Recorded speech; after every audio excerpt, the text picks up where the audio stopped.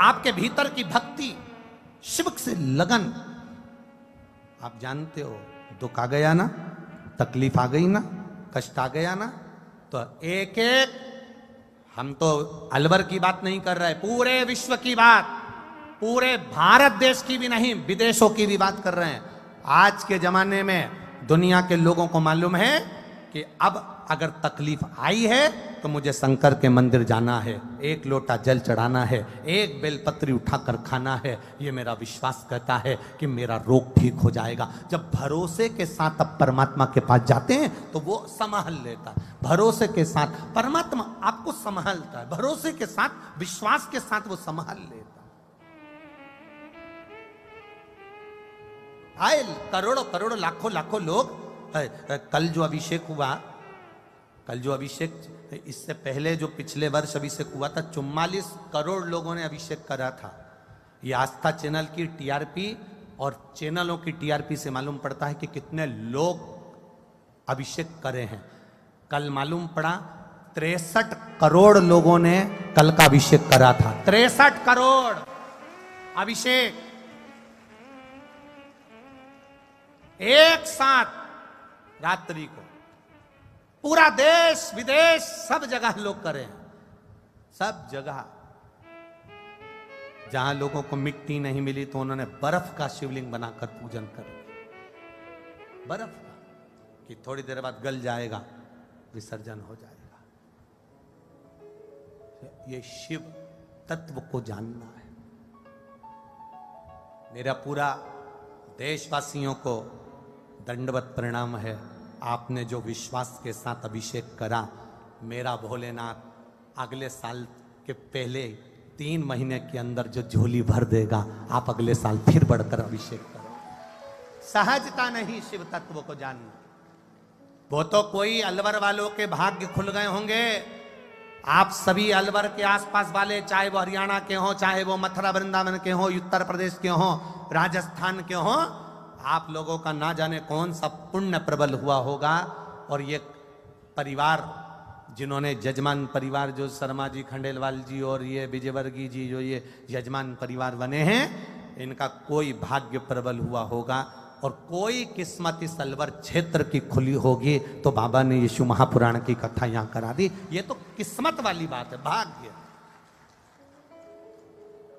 और ऐसे ना जाने कितने अलवर के लोग होंगे जो सोच रहे होंगे हम कथा में जाएंगे, हम कथा में जाएंगे, हम कथा में जाएंगे।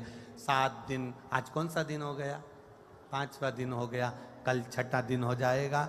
कल भी कथा का समय यही 1 बजे से 4 बजे रहेगा। परसों के दिन सुबेरे 9 बजे से कथा हो जाएगी। और मालूम पड़े अलवर वाले सोचते रह जाएंगे, जाएंगे जाएंगे, टाइम नहीं मिल रहा, टाइम नहीं मिल रहा, और बाद में झोली वही खाली की खाली रह जाएगी और मालूम पड़े कथा पूर्ण हो जाएगी। वो आया लुटाने के लिए, वो पहुंचा लुटाने के लिए। लोगों ने कहा बहुत भीड़ है, गाड़ी दूर छोड़ना पड़ेगी, वहां तक पैदल जाना पड़ेगा, वहां कीचड़ भी हो रहा है, पानी भी गिर रहा है, कीचड़ बहुत ज्यादा है, कपड़े गंदे हो जाएंगे। अरे नर कपड़न से डरत है और नरक पड़न से नाए। जरा विचार करना, कपड़े गंदे हो जाए चल जाएगा, पर यह जीवन गंदा नहीं होना चाहिए। उस जीवन की सार्थकता होना चाहिए, सार्थकता। लगाए जिसने जीवन का एक आनंद सुख पा लिया, पार्वती जी के सम्मुख में बोल दिया उस साधारण से व्यक्ति ने कि मैं दुख अगर किसी को बता दूंगा तो कम नहीं हो जाएगा, दुख मेरा उतना ही रहेगा, तो क्यों ना मैं भगवान का भजन करूं, भजन करूंगा तो दुख मेरा कम पड़ेगा, मुझे स्मरण दुख का नहीं आएगा, मैं सुखी हो जाऊंगा, भगवत भजन में रम जाऊंगा, भक्ति में डूब जाऊंगा, भक्ति में।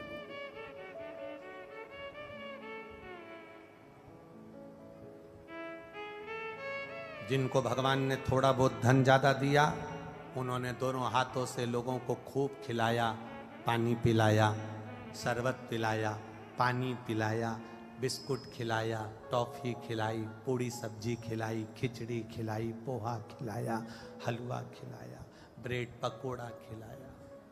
एक कोई कल बता रहे थे, कोई एक भाई है, उसका नाम हमारे पास में वहाँ कमरे में रखा है, कहा गुरुजी प्रतिदिन जिस दिन से कथा चालू हुई है उस दिन से 1.5 कुंटल मूंग के दाल का देसी घी का हलवा बनवा कर लाता है और 1.5 कुंटल हलवा बांट कर जाता है प्रतिदिन।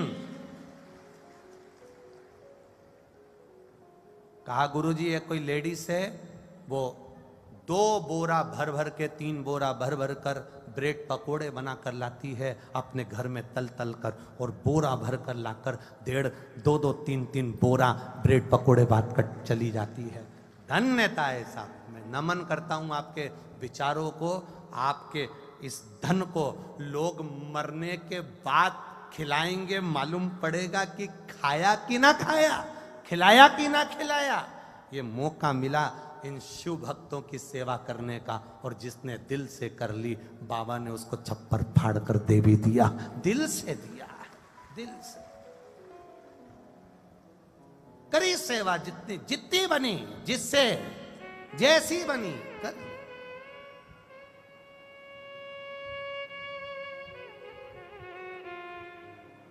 सुना, सुन लिया। नंदनवन से पार्वती मैया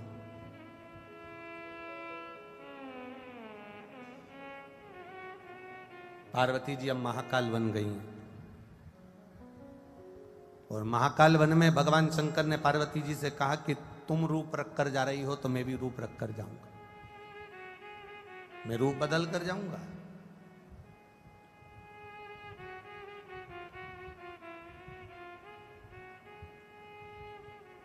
मैं रूप बदल कर जाऊंगा। शंकर भगवान ने लकुलेश अवतार ले लिया। हाथ में खप्पर, छड़ी, जटा, शरीर पर एक रुद्राक्ष की माला, और पूरे तन पर भस्म रमा था मेरे भोलेनाथ जी का। लकुलेश अवतार, लकुलेश। एक छड़ी लिए, एक दंड, एक छड़ी।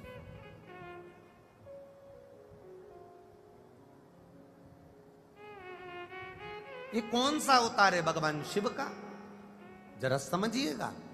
महाकाल वन में लकुलेश अवतार कर कर धारण कर कर भगवान शंकर पार्वती के साथ में भ्रमण कर रहे थे, और भ्रमण करते करते 4 शिष्य लकुलेश भगवान ने 4 जगह से भिक्षा को मांगा है। अवंतिका पुरी महाकाल वन में 4 स्थान से भिक्षा को प्राप्त किया। 4 स्थान, 4 शिष्य बना।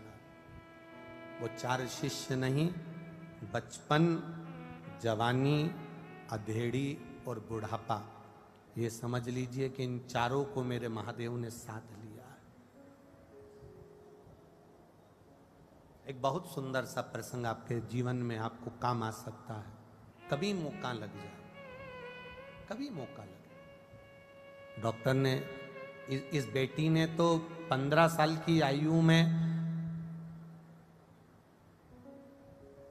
शिव पर विश्वास कर कर अपने शरीर की गांठ को जल चढ़े हुए जल से, बेलपत्र से ठीक कर लिया, और डॉक्टर ने नॉर्मल रिपोर्ट भी कर दी।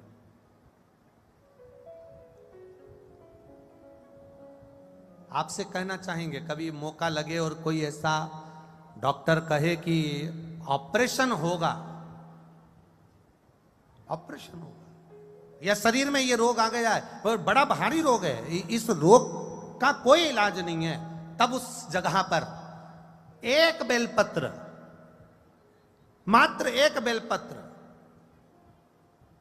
अपने दरवाजे से, अपने घर से लेकर जाना। पहले बेलपत्र की पत्ती अपने घर में लाएं, घर में लाकर जिस स्थान पर जल का पात्र भरते हो, जिसको हमारे यहाँ पितरों का स्थान कहते हैं, परिंडा कहते हैं। अब यहाँ पर क्या बोलते हैं वो मालूम नहीं है हमको, हमारे यहाँ परिंडा कहते हैं। परिंडा मतलब जहां जल भर कर रखते हैं, पानी भर कर रखते हैं, हंडा भर कर रखते हैं, बाल्टी भर कर रखते हैं। रसोई घर में जहां पानी भरते हो भोजन बनाने के लिए, लोगों को पिलाने के लिए। आजकल तो वो डब्बा लग गया आरओ का, तो लोग हंडा वंडा नहीं रखते, पर हमारा तो निवेदन है कि भले वो आरओ का डब्बा लग गया हो, भले वो डब्बा लग गया हो, पर हमारा निवेदन है कि एक छोटा सा हंडा, भले स्टील का, तांबे का, पीतल का या मिट्टी का, एक हंडा आपके पास में होना चाहिए। एक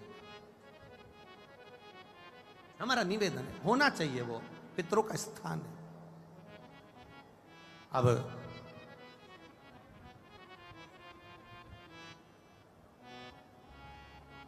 महाराज कहा डॉक्टर ने रोग भारी है, डॉक्टर ने कह दिया इनको तकलीफ बहुत ज्यादा है, इसका ऑपरेशन होगा, तकलीफ है, आगे चलकर बहुत बड़ी बीमारी के योग बन रहे हैं, कोई तकलीफ आने वाली है। उस जगह पर ये लकुलेश अवतार शिव जी का आपके जीवन को सार्थक करेगा। वो एक कहते हैं ना कि वो कोरोना का वैक्सीन लगवा लिया तो वो फिर वो वायरस अंदर नहीं आता है, प्रवेश नहीं करता। भगवान शिव के जितने नाम हैं, भगवान शंकर के जितने अवतार हैं, भगवान शिव के जितना गुणगान है, भगवान शंकर के जितना स्वरूप है, ये सब शिव जी का जो नाम है, शंकर भगवान का जो स्मरण है, शंकर जी की जो नामा शैली है, ये सब कहीं ना कहीं हमारे लिए वो इंजेक्शन है जो हमारे जीवन की सार्थकता दे देता है, हमारे जीवन का आनंद का, हमारे जीवन की प्रसन्नता। महाराज शंभु शरणे पड़ी मांगू घड़ी रे घड़ी, दुख काटू दया करी निदर्शन आपो, शंभु शरणे पड़ी मांगू घड़ी रे घड़ी, दुख काटो दया करी निदर्शन आपो। लकुलेश अवतार। एक बेलपत्र सबसे पहले अपने घर में जहां पानी कंडा है, परिंडा है, जल है, स्थान है, वहां रखकर पात्र में, स्वच्छ पात्र में अपने पूर्वजों का स्मरण कर वो बेलपत्र, बेलपत्री के वृक्ष के नीचे उसकी जड़ का स्पर्श कर वो बेलपत्र देवाधिदेव महादेव को समर्पित कर फिर एक लोटा जल बाबा को चढ़ाकर उसका आचमन कर फिर चले जाओ। डॉक्टर कहकर भेजेगा अब बीमारी इतनी बड़ी नहीं है, उसको कंट्रोल करा जा सकता है। नाम कौन सा लेना है? जम के बोलो जरा। लकुलेश महादेव शिव का एक अवतार, अड़भंगा अवतार है मेरे महादेव का, अड़भंगा अवतार, लकुलेश अवतार। कुर्म पुराण में, मत्स्य पुराण में, स्कंद पुराण में, शिव महापुराण के अंतर्गत लकुलेश अवतार का वर्णन मिलेगा। फिर मेरे लकुलेश भगवान ने जो कि अड़भंग जीव, दो दो दो अवतार मेरे बाबा के बड़े विचित्र, एक अवधूतेश्वर, एक लकुलेश। एक शिव जी का अवधूतेश्वर अवतार, अवधूत।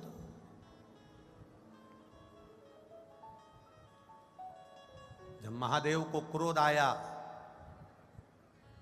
और क्रोध को ब्रह्मा जी ने ले जाकर समुद्र में डाला, डालते से जो भगवान का एक स्वरूप, अवधूतेश्वर का जो स्वरूप प्रकट हुआ था, उसी अवधूतेश्वर के प्रकट स्वरूप से जलंधर का प्रागट्य हुआ था।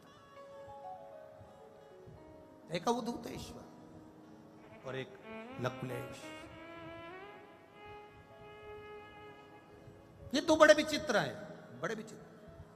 अवधूतेश्वर अवतार भगवान शिव का जो अवधूत नाम है, भगवान शंकर का जो अवधूतेश्वर नाम है, भगवान शिव का जो अवधूतेश्वर वर्णन किया गया है, ये अवधूतेश्वर भी हमारे लिए बड़ा सिद्ध नाम है, बड़ा सिद्ध है। इसलिए एक बार सब प्रेम से बोलेंगे, बोल अवधूतेश्वर भगवान की, श्री लकुलेश महादेव की।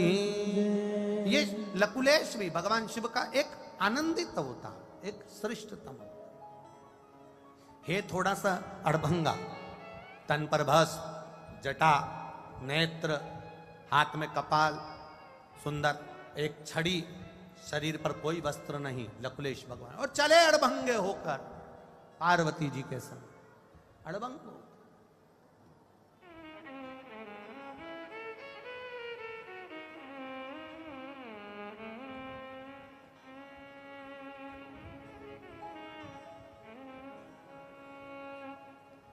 और फिर विनती निवेदन जो किया शिव तत्व के लिए, अरे शिव के सिवा कहीं दिल ना, शिव के सिवा कहीं दिल ना लगाना। ये शिव का एक अड़भंगा स्वरूप है, शंकर का एक आनंदित स्वरूप है, जिसमें व्यक्ति खो जाए।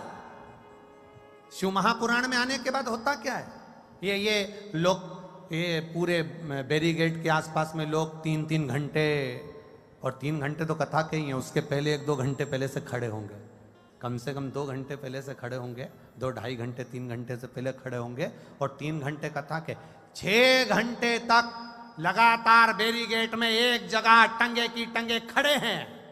मैं आस्था वालों से कहूंगा कभी कभी इन पर भी कृपा कर दिया करो।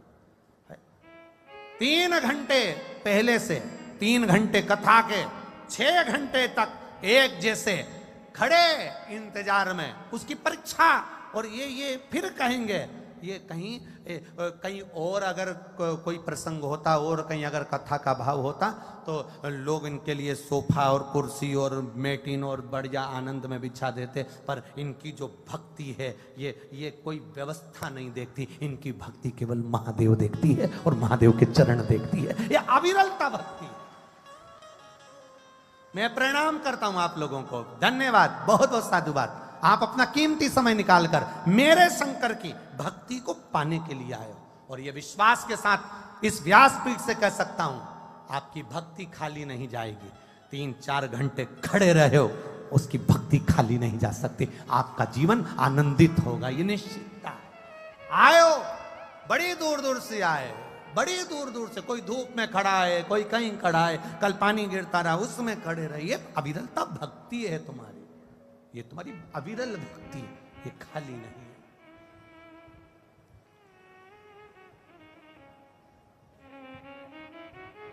अविरल नाम मत भूलना। कौन सा महादेव? लकुलेश महादेव, नाम ना भूलिएगा। लकुलेश का स्मरण करिएगा, कभी कभी अवधूतेश्वर का स्मरण करिएगा। एक माँ, आज हम जब विजयवर्गीय जी के यहाँ पर ठहरे हुए तो वहाँ आते आते वो विजयवर्गीय जी की धर्म पत्नी ने, बहुत सारी माताएं वहाँ पर बैठी हुई थी, तो उनमें से एक माता से मिलवाया विजयवर्गीय जी की धर्म पत्नी ने, आदरणीय भाभी जी माता जी ने, कि गुरुजी इनको कैंसर हो गया था। वो बैठी है कि जिसको कैंसर हो गया था, कथा में आई है क्या? जिसको कैंसर हो गया था और पेट का कैंसर था, और आई हो कि गई, जिससे मिलवाया था चली गई हैं। तो कहा गुरुजी इनको पेट का कैंसर हो गया था, डॉक्टर ने बोला कि ये 3rd स्टेज का, इसने केवल शंकर का जल पीकर और एक बेलपत्र खा कर, गुरुजी बेलपत्र खाने से मुंह में छार छार हो गए थे, कई बार छाले पड़ गए थे, पर मैंने शिव की भक्ति नहीं छोड़ी गुरुदेव। जब मुंह में छार छार हो गया तो बेलपत्र को पीस कर उसकी गोली बनाकर पानी से निकल जाती थी, जिससे मुंह में छार ना हो। और गुरुदेव ऐसी कृपा हुई, डॉक्टर ने कह दिया तुम्हारी सारी रिपोर्ट नॉर्मल हो गई और मेरा कैंसर समाप्त हुआ। ये शिव तत्व है, योग घड़ी है, ये त्रिकालदर्शी है, कैलाशी है, अविनाशी है।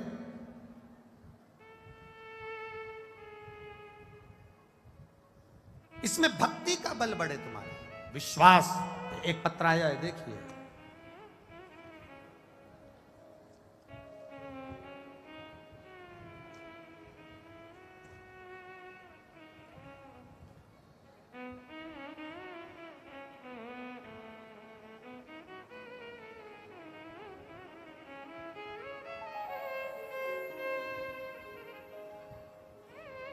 मेरा नाम रुद्रांश सैनी है, पुत्र श्री जितेंद्र कुमार सैनी, निवासी 58 Omkar colony 58 Omkar colony NEB, सही है, हाउसिंग बोर्ड अलवर से, सही बोला एड्रेस? NEB इसमें लिखा है। मेरा नाम रुद्राक्ष सैनी है, पुत्र श्री जितेंद्र कुमार सैनी, निवासी 58 Omkar colony NEB housing board Alwar से हूँ। भोलेनाथ की दया का मैं क्या वर्णन करूँ गुरुदेव। मैं 10 वर्ष का हूँ गुरुजी, मेरी लिखावट अच्छी नहीं है, इसलिए मैंने टाइप करा कर आपको भिजवा रहा हूँ मेरे परिचय से। अभी ज़्यादा अच्छे से मुझे कुछ आता नहीं, पर बाबा की कृपा से मैंने लिखा है गुरुदेव। सबसे पहले मैं बाबा को वर्णन करूं, दंडवत करूं, और जजमान जी को मैं प्रणाम करता हूं जिन्होंने हमारे अलवर को शिव पुराण की कथा दी है। गुरुदेव मैं क्या वर्णन करूं बाबा की कथा का, मैं क्या स्मरण करूं गुरुदेव। मेरे कान के पास में गठान हो गई थी, वो गठान डॉक्टर ने बड़ी विचित्र बता दी थी, जिससे मेरे गले में से भोजन नहीं उतरता था, खाना पीना बंद हो गया था गुरुदेव, शरीर के अंदर कुछ जा नहीं रहा था, गठान भारी थी। डॉक्टर ने ऑपरेशन का कह दिया था। डॉक्टर कहे जांच होगी गठान की भी, सब चिंता में आए गुरुदेव। पर बाबा का हम क्या वर्णन करें, शिव तत्व का हम क्या वर्णन करें। एक लोटा जल शिव जी को चढ़ाना प्रारंभ करा गुरुदेव, और वो जल पीता था और लगाता था। दूसरी बार जब जांच कराई गुरुदेव, तो वो गठान बाबा की कृपा से पूरी गल चुकी थी और मैं ठीक हो गया। इसलिए मैं बाबा को नमन करता हूं। शिव तत्व ओ घड़ी, कहीं बैठे हो? रुद्रांश सैनी, पुत्र श्री जितेंद्र कुमार सैनी, कहीं बैठे हो तो हाथ हिला सकते हो बाबू। शिव तत्व इसी को कहते हैं।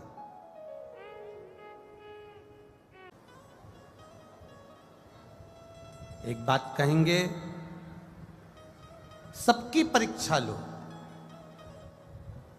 पर किसी सतगुरु की, जो शंकर पर भरोसा करता हो, शंकर पर विश्वास करता हो, शंकर पर दृढ़ता रखता हो, शिव भक्ति में जो 24 घंटे डूबा रहता हो, या मेरे भगवान देव अधिदेव महादेव की कभी परीक्षा मत लो। मेरे शंकर की कभी परीक्षा मत लो।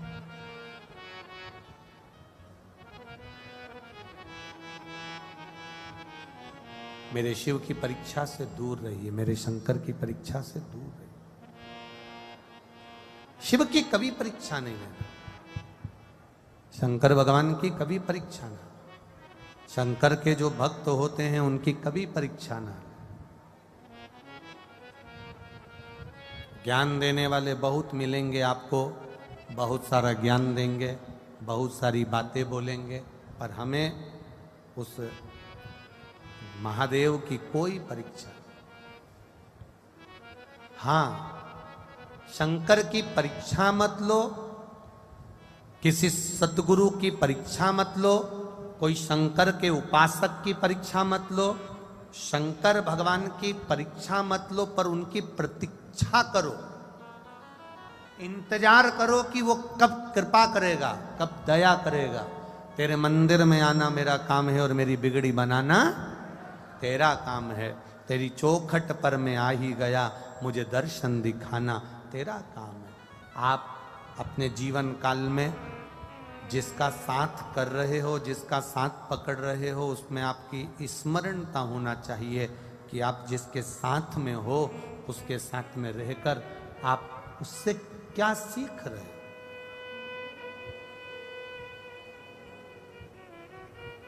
अच्छी जगह पर बैठोगे, अच्छा कुछ प्राप्त होगा, बेकार जगह पर बैठोगे, बेकार कुछ प्राप्त होगा। 3 घंटे आप इस कथा के पंडाल में बैठे हो तो तुमने कोई गलत काम नहीं किया है। 3 घंटे बैठकर कथा के पंडाल में से कुछ ग्रहण किया है। 3 घंटे बैठकर कथा के पंडाल में तुमने कोई झूठ नहीं बोला, कपट नहीं करा, बेईमानी नहीं करी, प्रपंच नहीं करा, कोई गलत कार्य नहीं करा, किसी को अपशब्द नहीं कहे, किसी को ताना नहीं दिया, किसी को आड़ी टेढ़ी बात नहीं बोली। 3 घंटे बैठकर तुमने भजन किया। अच्छी जगह बैठे हो, अच्छा तुमको मिलेगा जरूर, अच्छा तुमको प्राप्त जरूर होगा, ये निश्चित है। एक बात बहुत स्मरण में रखिएगा, यहां से निकलो ना, जब यहां से बाहर जाओगे,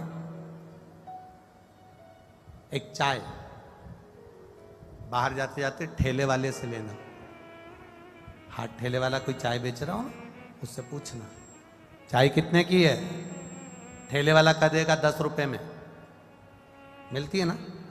अरे बोलो तो जम के, मिलती है। कितने की चाय? 10 रुपए की। ठेले वाले से, हाथ गाड़ी वाले से चाय लेना 10 रुपए की।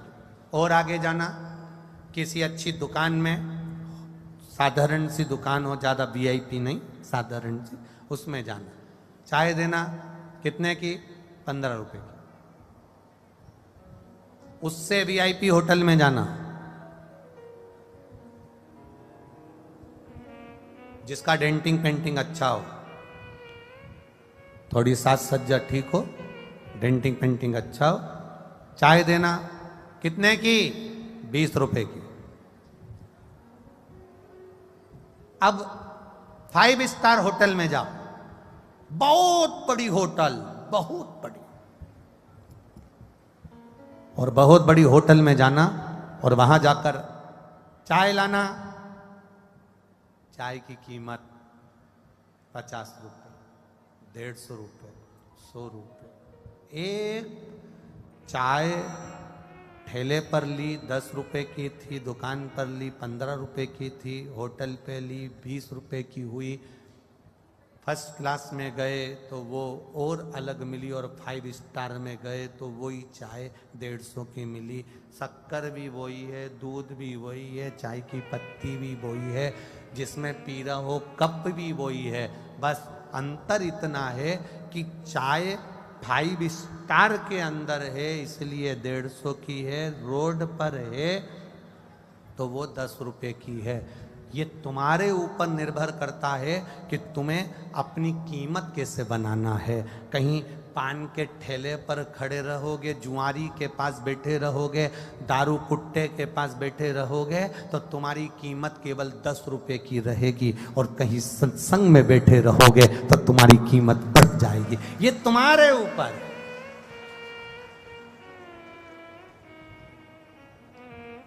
ये तुम पर निर्भर करता है।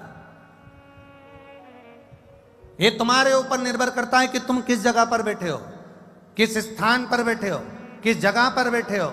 ये तुम्हारे ऊपर निर्भर करेगा। आप बैठे कहां हो, आप किस स्थान पर बैठे हो, ये आपके ऊपर निर्भर करता है। महाराज, एक 10 रुपए की चाय साधारण से ठेले पर से 5 स्टार होटल तक चली गई।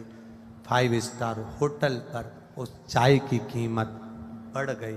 अर्थात हम अच्छी जगह पर अगर बैठें, सत्संग में जाकर बैठें, संकीर्तन में जाकर बैठें, भगवान की अविरल भक्ति में जाकर बैठेंगे, तो निश्चित है हमारी स्वयं की कीमत मेरा देव अधिदेव महादेव बढ़ा ही देता है। वो कीमत बढ़ा, स्वयं की कीमत बढ़ा, स्वयं।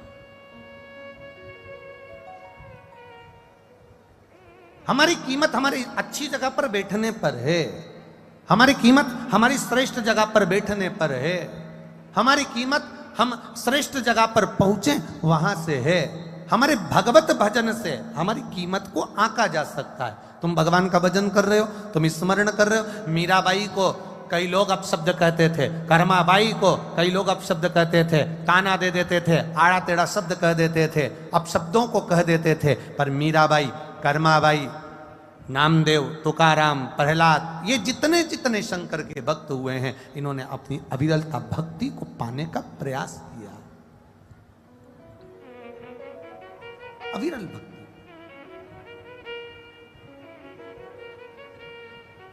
इसलिए खाली न जाता कोई दर से तुम्हारे।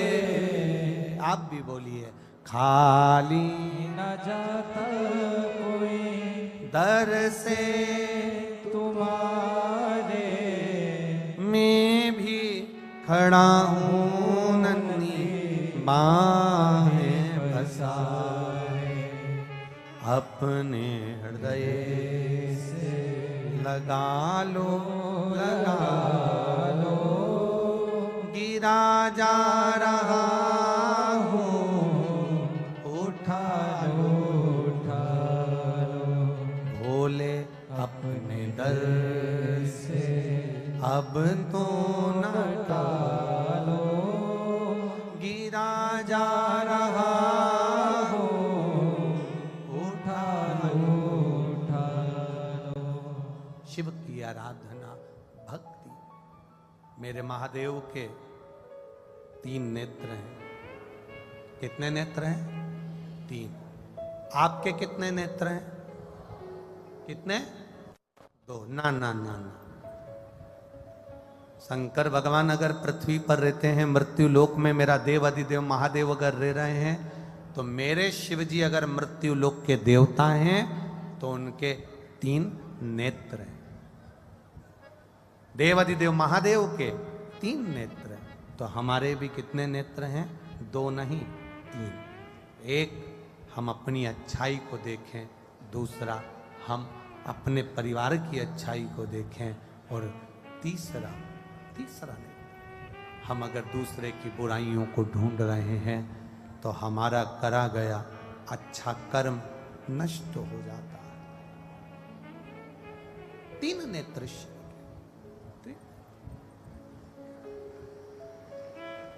ये साधारण नहीं है महाराज। अपनी अच्छाई देखना एक नेत्र का काम। मैंने जो करा बहुत अच्छा करा, मैंने जो किया बहुत अच्छा किया। दूसरा नेत्र जिससे हम अपने परिवार की अच्छाई देखते हैं, मेरे परिवार ने जो करा बहुत अच्छा करा। और तीसरा नेत्र मेरे महादेव ने सबको दिया है, जिससे वो हर एक व्यक्ति की बुराई ढूंढा करता है, चाहे वो जहाँ रहता है किसी न किसी में से कुछ ना कुछ बुराई ढूंढने का प्रयास करता है। उसने करा ऐसा कर दिया, उसने बोला ऐसा बोला। शिव तत्व मना करता है। मेरे ओघड़दानी की कथा कहती है, मेरे शंकर भगवान का चरित्र कहता है, शिव तत्व कहता है, देव अधिदेव महादेव की पावन कथा कहती है कि हम अपने नेत्र का सदुपयोग क्या कर रहे हैं। हम अपने नेत्रों का सदुपयोग क्या करें।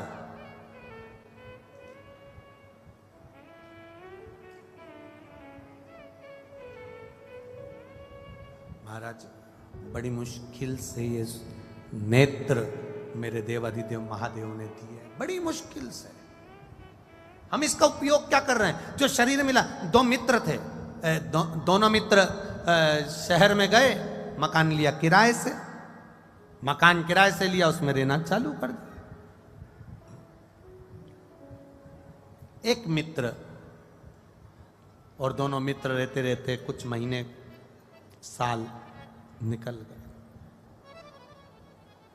कुछ साल निकल गए। और सालों निकलने के बाद में जब साल निकलते गए, एक दिन मकान मालिक आया और मकान मालिक ने कहा, दोनों से कहा मकान खाली कर दो। दोनों से कहा मकान खाली करो। अब पहला नंबर का जो मित्र था उसने तो तुरंत मकान खाली कर दिया और अपने गांव को अपने दूसरे मकान में चल दिया तुरंत।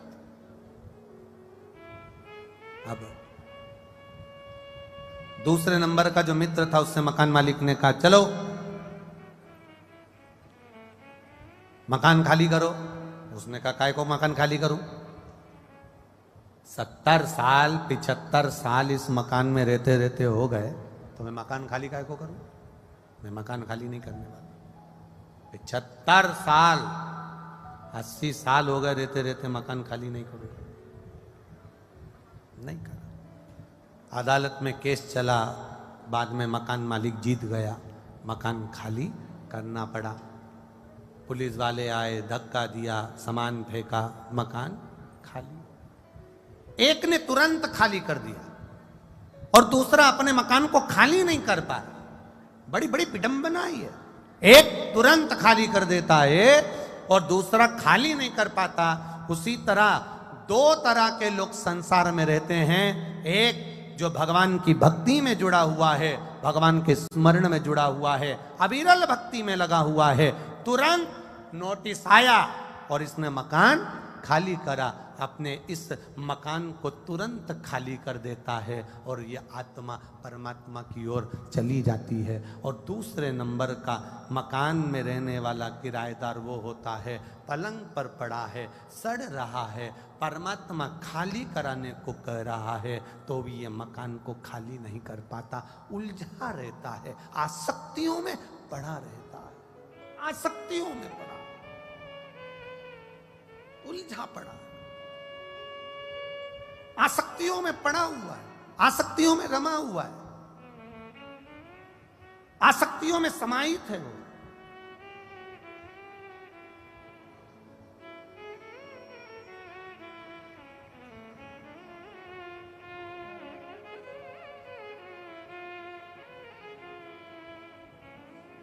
क्या दिया है?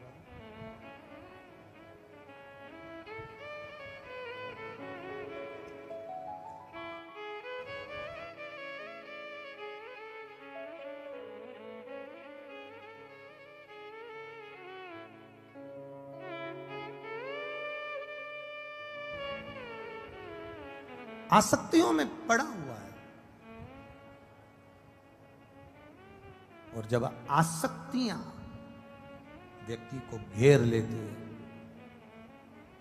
आसक्तियां व्यक्ति को पकड़ लेती है, तो फिर वो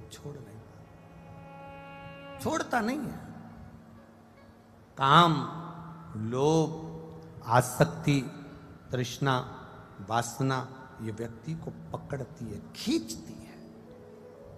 शिव महापुराण का काम है, बहुत सुंदर प्रसंग है महाराज जी, ध्यान दीजिएगा। भगवान कृष्ण, दुर्योधन, अर्जुन, शकुनी, सब, भीष्म पितामह, धृतराष्ट्र, गांधारी, कुंती माता, पांडु, जितने भाई हैं पांडव सब एक साथ रह रहे हैं, कौरव जितने साथ हैं सब एक साथ रह रहे हैं, एक घर में रह रहे हैं, एक परिवार में रह रहे हैं। भगवान द्वारिकाधीश का आगमन भी हुआ, जाना भी हुआ, आना भी हुआ, सब मिले जुले, सब प्राप्त हुआ। पर देखिए दुर्योधन और अर्जुन में एक अंतर सबसे बड़ा था।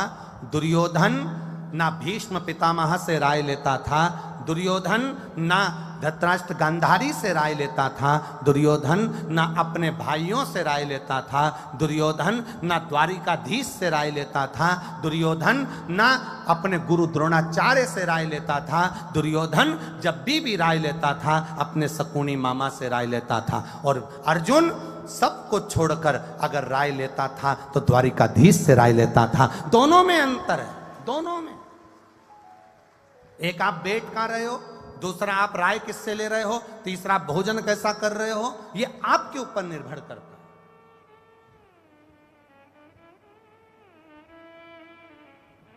ये आपके ऊपर निर्भर है कि आप क्या पाना चाहते हैं, कैसे भगवत भजन करना चाहते हैं। कितना सुंदर कहा है महाराज जी, मां जगतजननी पार्वती जी महाकाल वन में भ्रमण कर रही है, महाकाल वन में घूम रही है, मां पार्वती महाकाल वन में भ्रमण कर रही। और भ्रमण करते करते महाकाल वन में जब पार्वती जी ने भ्रमण किया, माता पार्वती ने भ्रमण करते करते क्या देखा, माता पार्वती,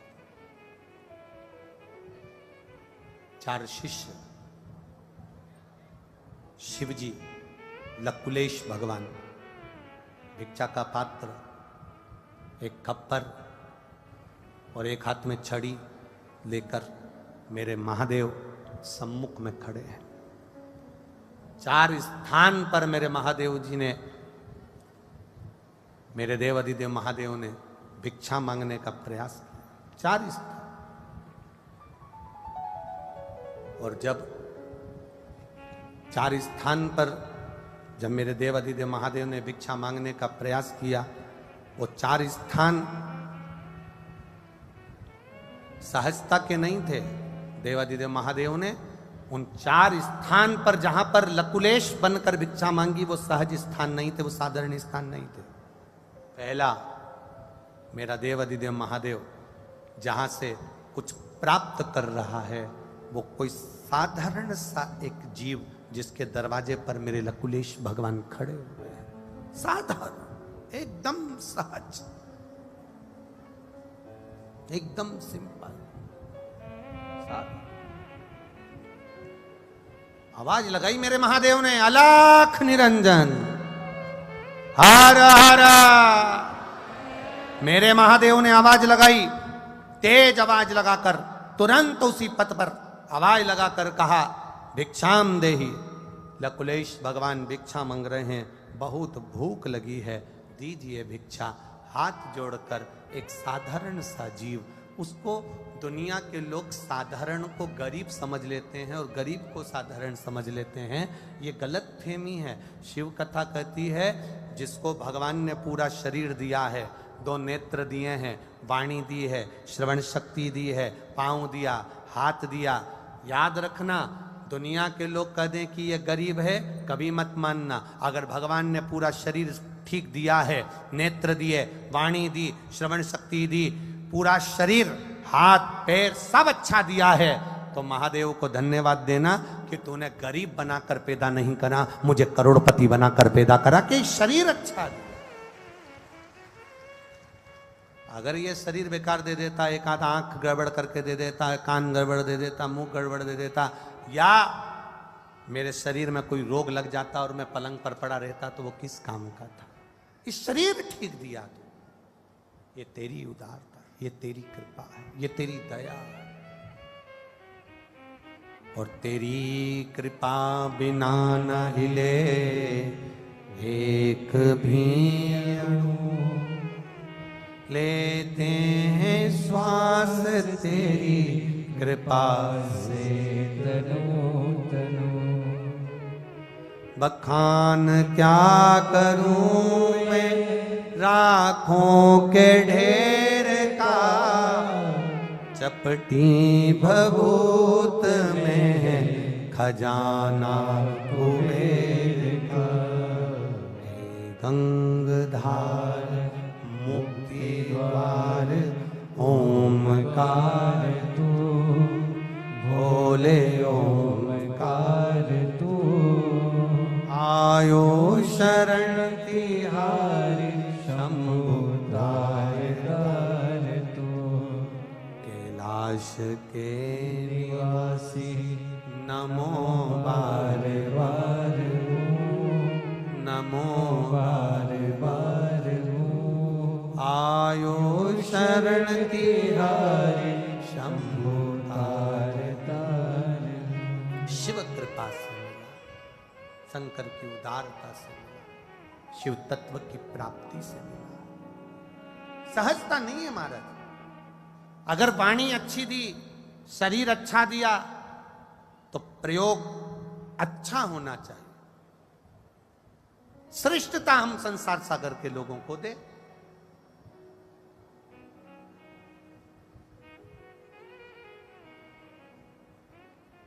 दो जगह ब्रेक होना बहुत जरूरी है। कितनी जगह? बोलो बोलो, जम के बोलो। 2 जगह पर ब्रेक होना बहुत जरूरी है। एक गाड़ी में ब्रेक होना जरूरी है और एक अपनी वाणी में ब्रेक होना जरूरी है। ये 2 जगह के ब्रेक जीवन में सफलता दे जाते हैं। गाड़ी में ब्रेक नहीं है तो एक्सीडेंट हो जाएगा, जीव बर्बाद हो जाएगा। और वाणी में अगर ब्रेक नहीं है तो व्यक्ति नष्ट है, जीवन बेकार है। बड़ी जरा जरा सी बात में क्रोध कर देना, गाली दे देना, अपशब्द कह देना, आड़ा टेढ़ा कह देना, बड़ी मुश्किल से मेरे भोले बाबा ने कोई करुणा करी होगी, कृपा करी होगी तो ये मनुष्य का शरीर दिया। बड़ी कृपा करी होगी तो सारा डिपार्टमेंट अच्छा दिया, एक भी डिपार्टमेंट गड़बड़ नहीं दिया। कुछ कृपा करी होगी तो वाणी अच्छी दी, कुछ कृपा करी होगी अच्छा पद दिया, कुछ कृपा करी होगी प्रतिष्ठा दी, कुछ कृपा करी होगी इज्जत दी, कुछ कृपा करी होगी अच्छा राज पाठ दिया, कुछ कृपा होगी तो धन और वैभव दिया। अब भगवान ने सब कुछ दे दिया, अब आपके ऊपर है कि आप अपनी गादी का, अपने इस वैभव का, अपने इस धन का, इस शरीर का सदुपयोग कर पाते हो कि नहीं कर पाते। ये आपके ऊपर निर्भर करता है कि हमें अपनी प्रतिष्ठा का, अपनी गादी का, अपनी कुर्सी का, अपने पद का, अपने आनंद का हमने उसका सदुपयोग करा कि ना करा। ये हमारे ऊपर निर्भर करता है।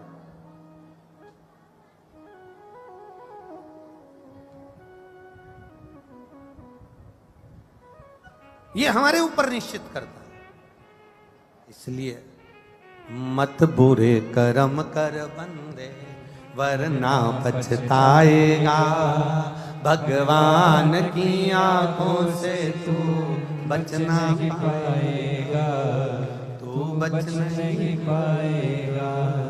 अरे ओ अज्ञानी मत करना नादानी, तेरे कर्म का फल भी तू ही पाएगा, जैसा किया तूने तेरे आगे आएगा।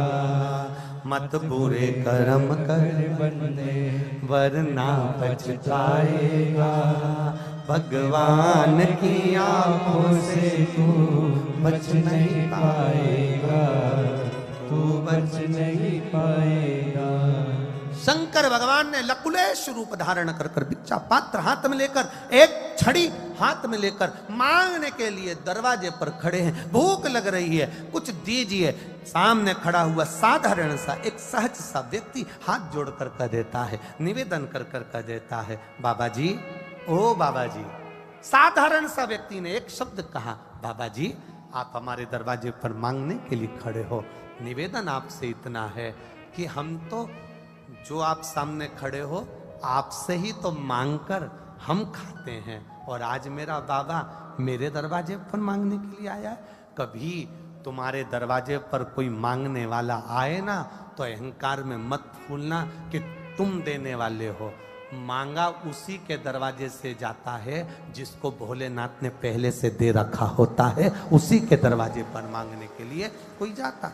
आप अहंकार ना करते हुए कि मेरे पास मांगने के, ना ना ना ना, तुम्हें मांगने के लायक, अर्थात तुम्हें मेरे बाबा ने इतना दिया है कि तुम्हारे दरवाजे पर लोग खड़े हैं, लाइन लगी है, आए गए, पीछे आगे, सब दूर, गाड़ी घोड़ा सब नौकर चाकर, ये मेरे बाबा की कृपा है। इसलिए ये मानना कि वो बाबा ने मुझे दिया है, इस लायक बनाया कि मैं किसी को कुछ दे सकूं। एक बिस्कुट का पूड़ा अगर आप बांट रहे हो, एक टॉफी आप बांट रहे हो, पूरी सब्जी आप बांट रहे हो, कुछ आप अगर दुनिया के लोगों को खिला रहे हो तो ये मत सोचना कि तुम कुछ कर रहे हो, ये तो मेरे बाबा ने तेरा हाथ पकड़कर ऊपर की ओर बढ़ा दिया, तुझे इस लायक बना दिया कि तू कुछ दे रहा। लगता है हम बैठते जरूर हैं भगवान का भजन करने के लिए, स्मरण करने के लिए, पर ये हमारे भीतर की सोच है। थोड़ी देर मन लगाया फिर उठ गए, फिर थोड़ी देर मन लगाया फिर चित्त हट गया, फिर थोड़ी देर बैठे फिर मन हट गया। ये हम बार बार करते रहे, बार बार अपने चित्त को भ्रमित करते रहे। एक चेला वो होता है जिसने खुदाई करी, करता गया करता गया करता गया, भगवान का नाम लेता रहा लेता रहा लेता रहा, एक लोटा जल शिव जी को समर्पित करता रहा, शिव की चौखट पर जाता रहा और आखिरी में शंकर भगवान ने उसका हाथ पकड़कर नैया पार लगा दी। एक भक्त वो हो जाता।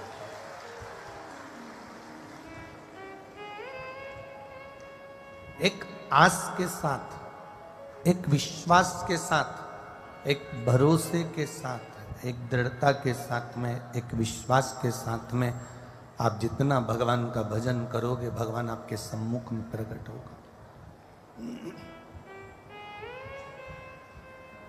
जहां पर भरोसा टूट जाता है, जहां विश्वास डिग जाता है, फिर परमात्मा के मिलने में बहुत देरी हो जाती है।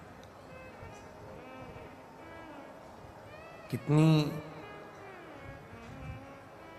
एक भगवान शंकर का एक अवतार है, लकुलेश अवतार। क्या नाम है शिव जी के अवतार का? लकुलेश। जम के बोलो जरा, लकुलेश अवतार मेरे शंकर भगवान का एक अवतार है। जिसका नाम है लकुलेश अवतार। ये शिव जी का ऐसा अवतार है कि पूरे शरीर पर कोई वस्त्र नहीं है मेरे महादेव के, मेरे शंकर भगवान के पूरे विग्रह पर, पूरे शरीर पर कोई वस्त्र नहीं। शिव जी का लकुलेश अवतार ऐसा है कि एक हाथ में उनके खप्पर है और दूसरे हाथ में एक छड़ी है। आज त्रिशूल हाथ में नहीं लिए हैं, त्रिशूल की छड़ी हाथ में लेकर जा रहे हैं। ये लकुलेश अवतार। जटाबंदी है, भस्म रमा है, कान में एक फूल कनेर का शिव जी को लगा, त्रिपुंड मस्तक पर है। बड़ा सुंदर विग्रह भगवान शिव जी का है, जिसको लकुलेश अवतार कहा गया।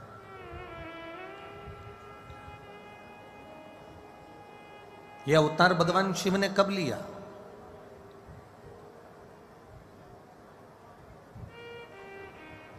लकुलेश अवतार लेने का शंकर भगवान का कारण क्या था? शिव जी का लकुलेश अवतार होने का एक कारण केवल इतना है। एक बार माता पार्वती जी ने भगवान शंकर से कहा, भोलेनाथ मुझे नंदनवन और महाकाल वन इन दोनों का दर्शन करना। मुझे नंदन वन भी जाना है और महाकाल वन भी जाना। अब भोलेनाथ जी ने तुरंत माता पार्वती जी से कहा कि तुम एक वन का दर्शन कर लो, चलना है तो नंदन वन चलो, तो मैं तुम्हें नंदन वन का दर्शन करा देता, और यदि तुम कहो तो मैं तुमको महाकाल वन ले चलता हूं, महाकाल वन का दर्शन करा देता। पर पार्वती जी मानी नहीं, और पार्वती जी ने कहा नहीं, मुझको तो दोनों वन का दर्शन करना है, मुझे नंदन वन भी जाना है और महाकाल वन भी जाना है।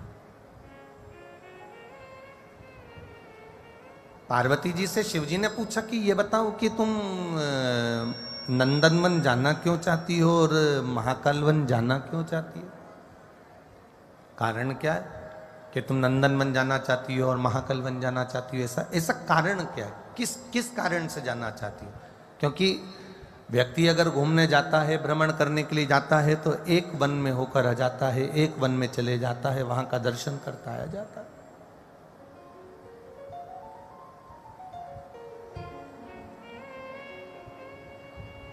ऐसा कारण क्या है कि तुम नंदन वन भी जाना चाहती हो और महाकाल वन भी जाना चाहती हो? पार्वती जी ने भोलेनाथ जी से कुछ नहीं कहा, केवल इतना कहा कि मुझे तो आपके भक्तों के दर्शन करना है। शिव का भक्त होता कैसा है? अड़भंगी भक्त होता कैसा है? पूरी दुनिया के भागवत में आप जाइएगा, राम कथा में आप जाइएगा, गीता जी की कथा में आप जाइएगा, सारी दुनिया की जितनी कथाएं होती हैं उसमें आप दर्शन करने जाइएगा। और एक बार सारी कथाओं में जाने के बाद एक कथा कभी मौका मिले और आपके शहर में, आपके नगर में, आपके गांव में, आपके गांव से 200-500 किलोमीटर की दूरी पर कहीं अगर शिव महापुराण की कथा सुनने का मौका मिल जाए तो जाइएगा, दर्शन करना। भागवत के जो भक्त हैं, श्रोता हैं, राम कथा के जो श्रोता हैं, गीता जी के जो श्रोता हैं और शिव महापुराण के जो श्रोता हैं, इनका दर्शन करना, इन भक्तों का दर्शन करना कि इनके दर्शन का क्या फल है।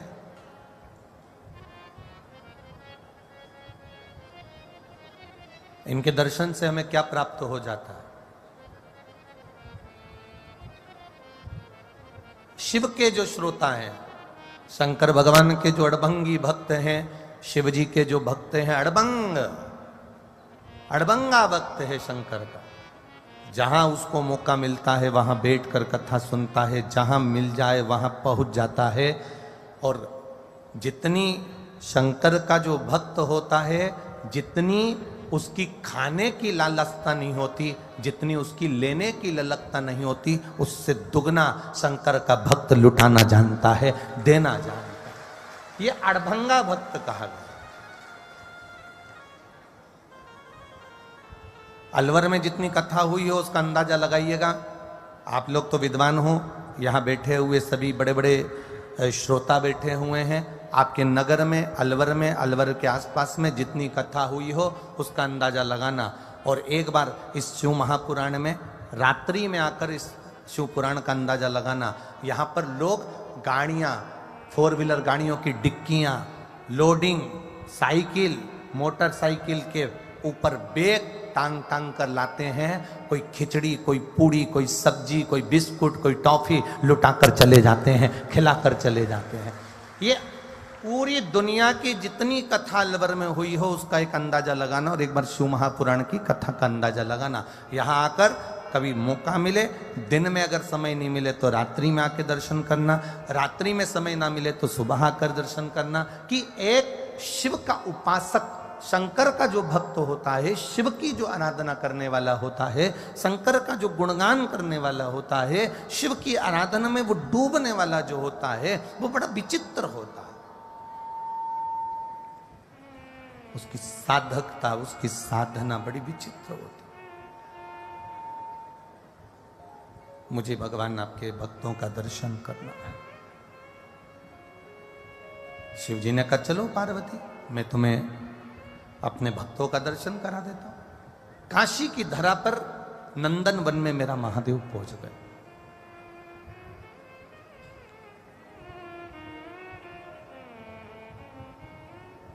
और काशी की धरा पर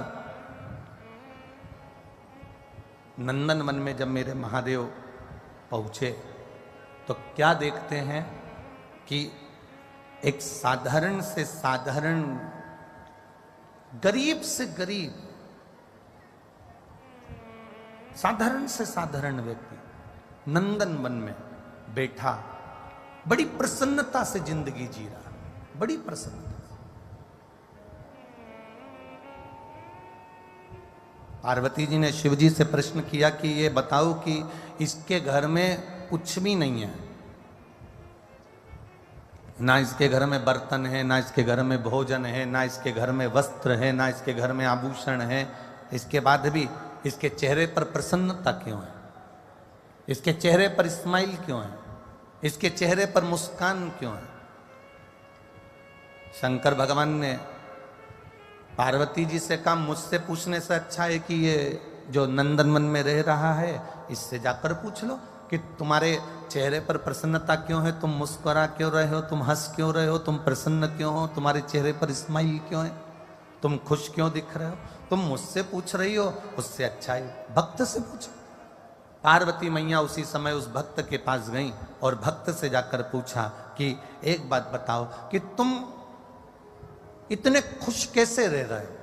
ना तो तुम्हारे पास में भोजन है, ना तुम्हारे पास में वस्त्र है, ना तुम्हारे पास में आभूषण है, तुम दुखी हो, इसके बाद भी तुम खुश दिख रहे हो। उस भक्त ने माता पार्वती जी को देखा, स्त्री का रूप धारण कर कर, एक ब्राह्मणी का रूप धरकर माता पार्वती जी पहुंची थी, तो उसने माता पार्वती के चरणों को नमन करा, प्रणाम करा। स्त्री एक ब्राह्मण की नारी का रूप रख कर गई, इसलिए उसको प्रणाम किया है। हमारा सनातन धर्म, हमारे भारत की सभ्यता, हमारे भारत की भूमि, हमारा सनातन धर्म, हमारे शास्त्र, हमारे वेद हमारे सम्मुख में वर्णन करते हैं, नारी कोई भी हो, चाहे तुम्हारे घर की हो, चाहे बाहर की हो, नारी तुम्हारी चाहे बेटी हो, भाभी हो, माँ हो, धर्मपत्नी हो, बुआ हो, चाची हो, काकी हो, नानी हो, जो नारी है, शिव महापुराण की कथा कहती है कि नारी का जिंदगी में अगर आपने सम्मान करना सीख लिया तो पूरी दुनिया आपका सम्मान करना चालू कर देती है, जो नारी का सम्मान कर।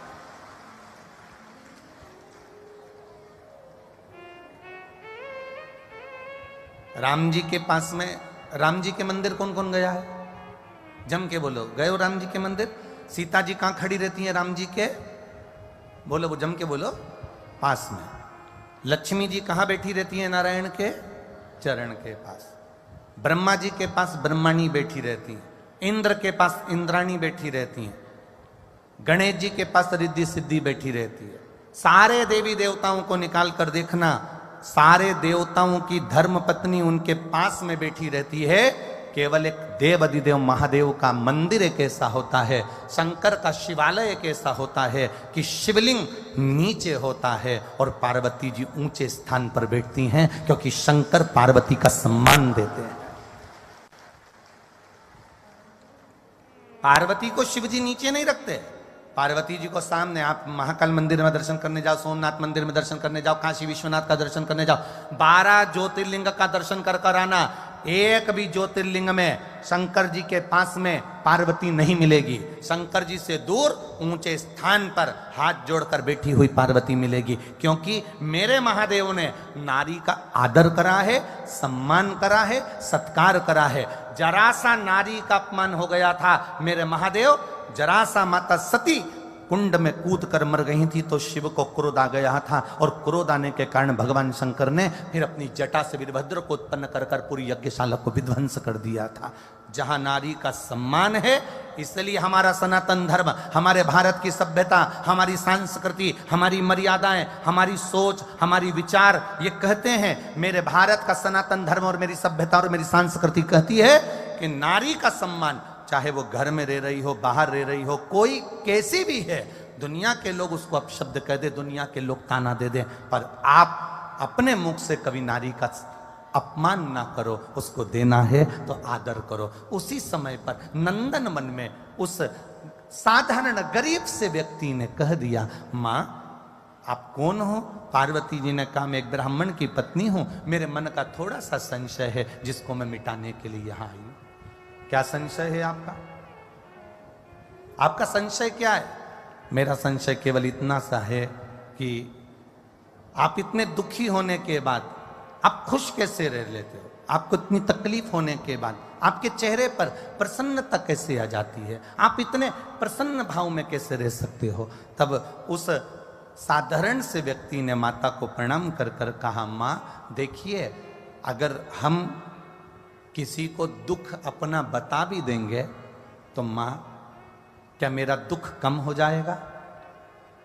मेरी माताएं बैठी हैं यहाँ कथा में और मेरे भाई लोग भी बैठे हुए हैं कथा में।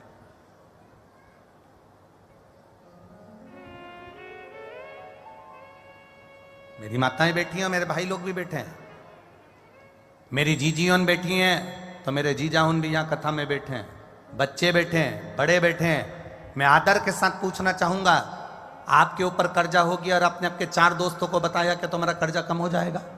जम के बोलो जरा। आपको बीमारी हो गई, रोग आ गया, सिर दुख रहा है, पेट दुख रहा है, लीवर गड़बड़ हो गया, किडनी गड़बड़ हो गई, आपने किसी को बता दिया तो क्या तुम्हारा लीवर किडनी सही हो जाएगा?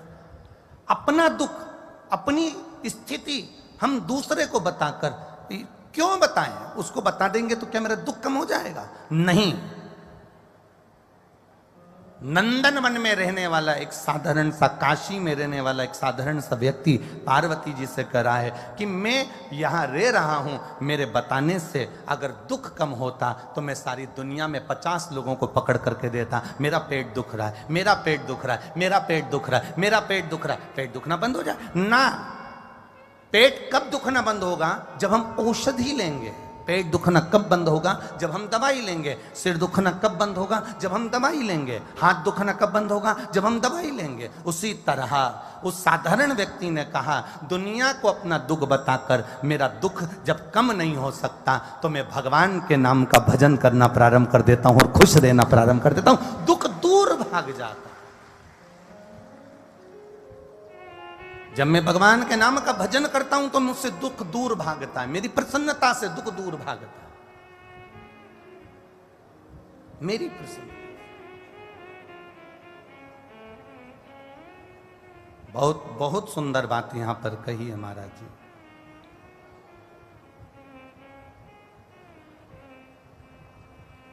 कितना भी दुख हो, कितना भी दुख हो, जिंदगी में ऐसा कोई मनुष्य नहीं पैदा हुआ जिसकी जिंदगी में दुख नहीं है। कितना ही दुख हो, बस एक बात अपने जीवन में शिव महापुराण से उतार कर रखना कि दुख हो तो भी मुस्कुराना, दुख हो तो भी हंसना।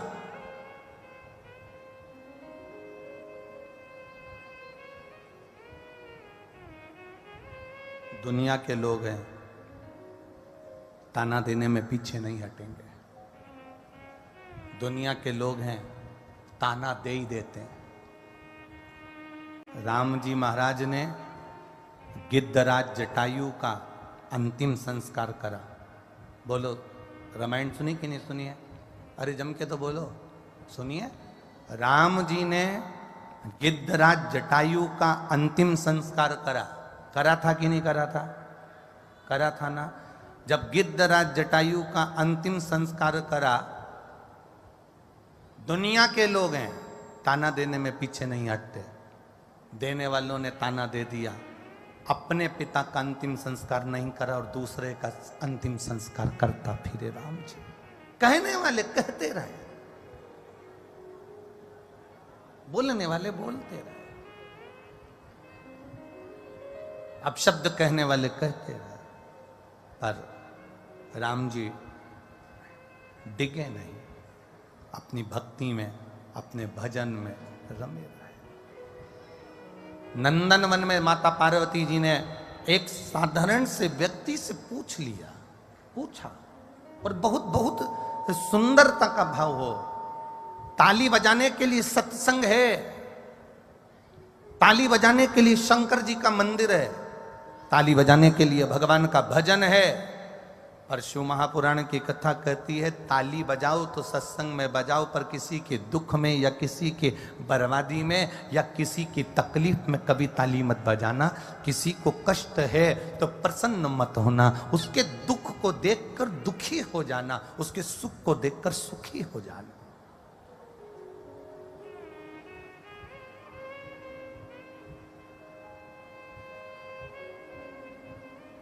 आज पत्रकार वार्ता थी,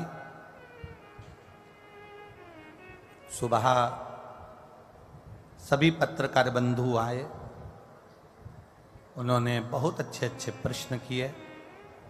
जैसा उनके हृदय में शिव जी का वास था वैसा उन्होंने महादेव की कृपा से पूछा।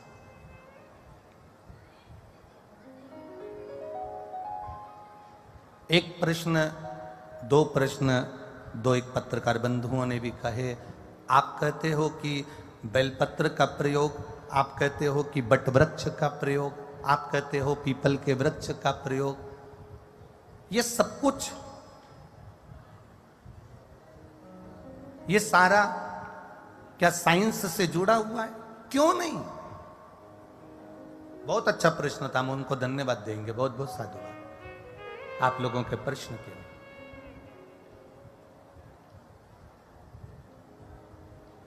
क्या ये सब साइंस से जुड़ा? क्यों नहीं जुड़ा? आप किसी वृक्ष के नीचे बैठे हो तो उसकी एनर्जी आपको मिलेगी। आप कथा में जाकर बैठे हो, उसकी एनर्जी आपको मिलेगी। कथा 1 बजे चालू होती है, तुम सवेरे 9 बजे, 8 बजे, 7 बजे, 5 बजे, 4 बजे, 6 बजे आकर बैठ जाते हो। ईमानदारी से बोलना, कथा जब चालू होती है 1 बजे से लेकर 4 बजे तक, 1 बजे के पहले 12 बजे से लेकर 5 बजे तक आप में से कितने लोग हैं जो अपने घर पर फोन पर बात करते हो यहाँ बैठकर? कोई करता है क्या? जम के बोलो जरा। नहीं। कोई फोन उठाता है क्या? नहीं। आधे से ज्यादा लोग अपने फोन को घर रख कर आते हैं, आधे से ज्यादा लोग अपने फोन को गाड़ी में रख कर आते हैं, आधे से ज्यादा लोग अपने फोन को पर्स में डालकर रखते हैं, आधे से ज्यादा लोग फोन उठाते नहीं, साइलेंट कर कर रखते हैं, आधे से ज्यादा लोग फोन को स्विच ऑफ कर कर रखते हैं। क्यों? क्योंकि कथा में बैठे हो। अब जरा विचार करना, 1 बजे से 4 बजे तक 3 घंटे कथा में बैठे हो, तब तक तुम्हारा मोबाइल बंद है। 1 बजे से 4 बजे तक, तब तक तुम किसी चीज को नहीं सोच रहे। सबसे पहले तुमने सोचा मैं बैठूंगी कहाँ, जगह ढूंढ रहे हो। दूसरी बार बैठ गए तो ये सोच रहे हो कि मुझे हवा थोड़ी सी लग जाए, गर्मी बहुत पड़ रही है। तीसरा, मैं वहां बैठूं जहां पर मेरा कथा में चित्त लगे, कथा में मन लगे और मैं कथा अच्छे से सुन लूं। ऐसी जगह बैठ जाऊं जहां मैं कथा का तत्व ग्रहण कर लूं, अर्थात ऐसी जगह बैठ जाऊं जहां कैमरे की निगाह में भी मैं रहूं, चैनल पर भी मैं दिखती रहूं। बोलो सही है कि गलत है? बोलते जाओ जरा हो।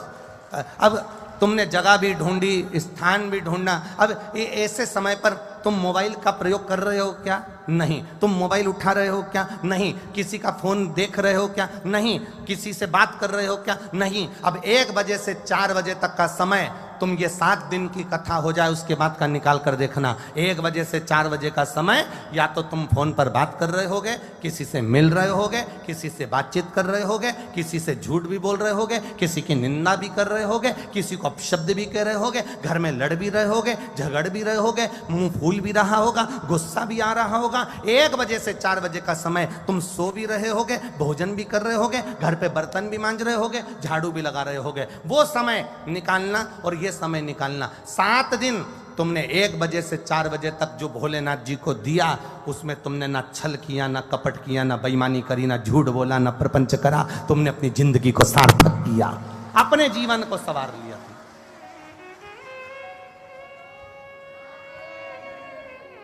कई लोग कहते हैं गुरुजी आपकी कथा सुनने इतने सारे लोग आते हैं।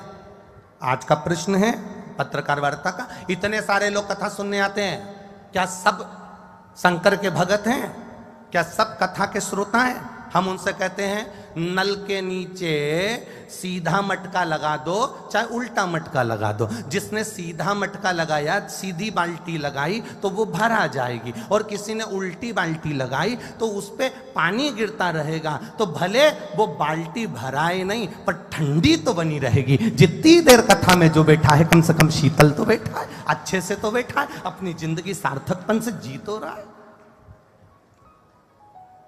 फिर किसी ने प्रश्न किया पत्रकार वार्ता में, क्या शिव पुराण में सब कुछ लिखा है? हम कहते हैं ये शिव पुराण नहीं है, ये तो मेरे वेद व्यास जी महाराज ने रसोई घर में, किचन में मसाले का एक डब्बा होता है। मेरी जीजियां सब जानती है, मेरे भाइयों को तो मालूम कि नहीं मालूम पता नहीं, पर मेरी जीजियों को मालूम है। एक ऐसा गोल डब्बा, चौको डब्बा होता है, 1 खन, 2 खन, 3 खन, 4 खन, 5 खन उसमें रहते हैं, ढक्कन लगा रहता है उसमें। उसमें हल्दी, मिर्ची, नमक, हींग, धनिया, बोलते जाओ, गरम मसाला, धनिया पाउडर, हाँ, जीरा, राई, बोलो रही जीजियों, सब उस डब्बे में रहता है कि नहीं रहता? एक ही डब्बे में सब है, एक ही डब्बे में सब। मेरे वेद व्यास जी महाराज ने एक ही शिव पुराण में सब भर दिया। तुम्हें जो लगे निकाल कर यूज करते रहना। ये डब्बा दिया है मेरे बाबा ने, ये डब्बा दिया है कि जिसके शरीर में कष्ट हो, डब्बा निकालो। तुम्हें पालक की सब्जी बघारना है, डब्बा निकालो, उसमें क्या क्या सामान डलता है खुद निकालो और डाल दो। और उसमें दाल बघारना है, क्या क्या डलेगा, खोलो डब्बा, निकालो डाल दो। कड़ी बनाना है, मेथी दाना निकालो डाल दो। डब्बे में सब रखा है, पर डब्बा खोलना है और उसमें से निकाल कर तुम्हें डालना है। उसी तरह वेद व्यास जी ने ये मसाले का डब्बा शिव पुराण के रूप में दे दिया कि दिल से इसको जो पढ़ेगा, इसमें से उपाय निकालेगा और कर लेगा, समझ लो उसकी दाल बगर गई, उसकी जिंदगी संवर गई। ये शिव पुराण है, ये शंकर की कथा, ये ओघड़ी की कथा, ये शिव भक्ति की कथा। हाँ, किसी किसी के घर में मसाले का ये मसालदानी नहीं होती, किसी किसी के यहाँ डब्बे अलग अलग होते हैं। और जिसके घर में डब्बे अलग अलग होते हैं वो एंड टाइम पे डब्बे मिलते ही नहीं। बोलो जी सही है कि गलत है? हल्दी का डब्बा, मिर्ची का डब्बा, राई का डब्बा, जीरा का डब्बा, गरम मसाले का डब्बा, हींग का डब्बा, इसका डब्बा, उसका डब्बा, सब डब्बे जमे हैं। एट ए टाइम पर पोहा बगारना है, मिल नहीं रही मीठी नीम का धरी है, डब्बा नहीं। किसी किसी के यहाँ डब्बे अलग अलग होते हैं। वो अलग अलग जो डब्बे होते हैं उसमें ढूंढने में दिक्कत आती है, पर मसालदानी 10-12 खन की उसको खोल लो, उसमें से जो चाहो निकालो, सब्जी बघार कर बस सब्जी में बघार लगा लो, सब्जी में स्वाद आ जाएगा। उसी तरह शिव महापुराण की कथा है, इसमें से जो तुमको अच्छा लगे, जो तुम्हारी जिंदगी संवारने वाला हो, जो तुम्हारे लिए अच्छा लगे, उसमें से निकाल लो और अपनी सब्जी बघार लो, अपना जीवन संवार लो और अपनी जिंदगी को मस्त जी लो। ये शिव महापुराण की कथा कर।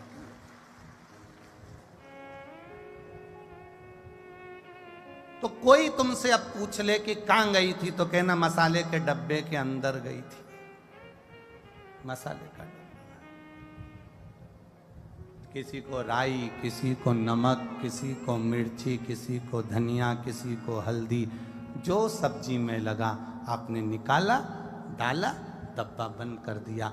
इस शिव महापुराण में वेदव्यास जी ने 24,000 श्लोक में केवल मेरे महादेव के एक एक तत्व का वर्णन किया। शहद लगाने से क्या होता है, बेलपत्र चढ़ाने से क्या होता है, काली तिल चढ़ाने से क्या होता है, एक गेहूं का दाना चढ़ाने से क्या होता है, एक कमल गट्टा चढ़ाने से क्या होता है, एक धतूरा चढ़ाने से क्या होता है, क्या होता है अरहर की पत्ती चढ़ाने से क्या होता है, शिव तत्व को जानने से। एक एक शब्द का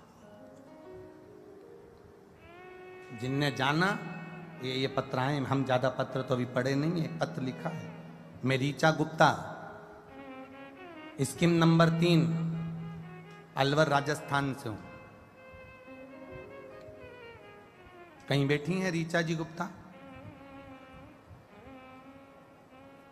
कहीं बैठी हो? मैं ऋचा गुप्ता, स्कीम नंबर 3, अलवर राजस्थान में एक लोटे जल का मैं वर्णन करना चाहती हूँ गुरुदेव। मेरी शादी को 6 साल पूरे हो गए थे, मेरी कोई संतान नहीं थी। सारे इलाज करवाए, डॉक्टरों को दिखवाया, यहां तक कि झाड़ फूक भी करवाई, फिर भी संतान की प्राप्ति नहीं। गुरुदेव, डॉक्टर के अनुसार संतान का सब जो जो डॉक्टर ने बोला सब कराया, पर औलाद नहीं।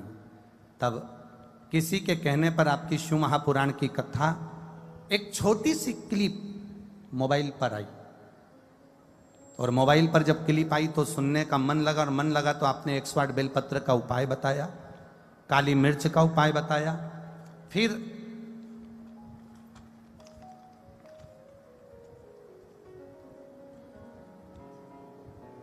आपने जैसा जैसा उपाय बताया, सफेद आंकड़े की जड़ का, पशुपति व्रत का, सब किया। फिर टेस्ट बेबी का भी क्रम किया, पर गुरुदेव कोई रिजल्ट नहीं।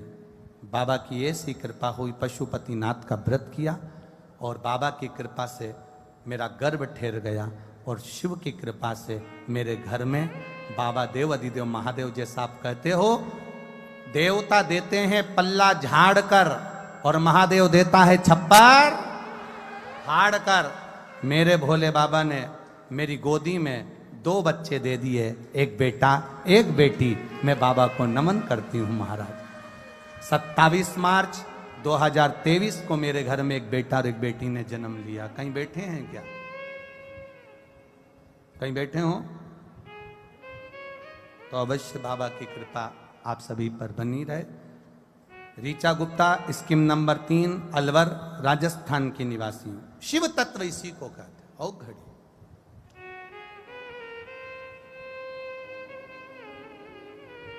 शिव की भक्ति किसको कहते हैं? ये मसाले का डब्बा है, मसाले के डब्बे में से जो निकाल लोगे वो निकल गया। आप सबसे निवेदन है, जितने यहां कथा के पंडाल में आए हो, जो कथा के पंडाल के बाहर हो, लाखों की संख्या में आप लोग पहुंचे हो, आपसे निवेदन है, जो अच्छा लगे आपको शिव महापुराण में वो अपने पास रख लेना संजो कर। जो आपको लगे कि ये मेरी जिंदगी संवारने वाली बात है, मैं करूंगी और मेरा बाप, अर्थात आप लोग जो व्यासपीठ से बताया जाता है वो करते हो।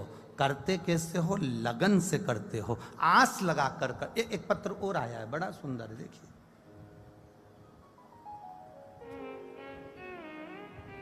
मेरा नाम ज्योति सैनी है।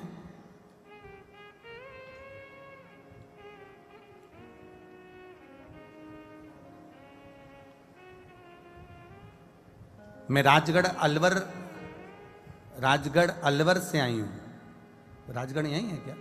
अच्छा, मेरा मोबाइल नंबर ये है। कहीं बैठी हैं ज्योति सैनी, राजगढ़ अलवर से हैं। अगर कहीं बैठी हो तो दोनों हाथ ऐसे एक बार हिला देना। ज्योति सैनी, राजगढ़ अलवर। पिछले वर्ष मेरे पेट में अचानक दर्द हुआ।